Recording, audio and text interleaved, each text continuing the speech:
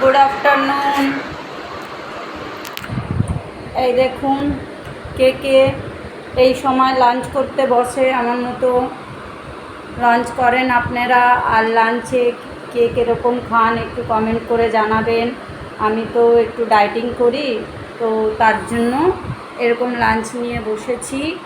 এই দেখুন আমার লাঞ্চের মেনু হচ্ছে বাঁধাকপির তরকারি, আলু বয়েল করে জল ফেলে তারপরে তরকারি বানিয়েছি। এটাতে ফ্যাট হয় না, আলুতে তো ফ্যাট আছে, তো আলুটা বয়েল করে জলটা ফেলে দিলে তো ওইটা শরীরে বেশি লাগে না। আর আচার আর খাবারের সাথে অবশ্যই স্যালাড নেবেন, স্যালাড বেশি খাবেন। আর খাবার আগে স্যালাডটা খাবেন, তাহলে পেটটা ভরে যাবে, তাহলে খাওয়াটা আমরা কম খেতে পারি। আর দুটো রুটি নিয়েছি। আর স্যাটারডে পিওর ভেজ খাচ্ছি।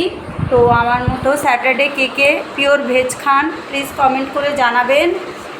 আর আগে আমি মানে হার্বাল নিউট্রিশন ইয়েতে জয়েন হয়েছিলাম, তো করতাম, তো তখন আমাদের ডায়েটিংয়ের পুরো একটা চার্ট দিয়েছিল, তাই জন্য আপনাদেরকে আমি বলতে পারছি।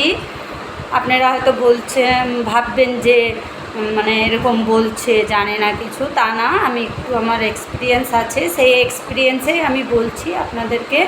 তো খাওয়ার আগে ফার্স্টে স্যালাডটা অবশ্যই খাবে, কেন পেটটা ভরা থাকলে তাহলে আর প্রবলেম হবে না, মানে খাওয়াটা কম খেতে পারবেন। ওকে, তো আমি সেটাই করি, তাই জন্য আপনাদেরকেও মানে বললাম। তো অনেকে হয়তো সবাই জানেন, কিন্তু তাও বললাম। তো একটু এটা ফলো করবেন, যাদের ওয়েট বেশি আছে তারা একটু ফলো করবেন, তো খুব ভালো এটা। আর যাদের ওয়েট বেশি আছে তারা ভাতটা একটু স্কিপ করবেন, রুটি খাবেন, একটা রুটি নেবেন, বেশি সবজি নেবেন, স্যালাড নেবেন, খাবেন, দই নেবেন সাথে, দইটা খুব ভালো ফ্যাট লসের জন্য। ওকে, তো আমার আজকে দুপুরের মেনু হচ্ছে এটা, তো আপনাদেরকে জানালাম। প্লিজ আপনারা যে দেখবেন সে অবশ্যই কমেন্ট করবেন। ওকে, তো এটা আমার দুপুরের ব্লগ হলো।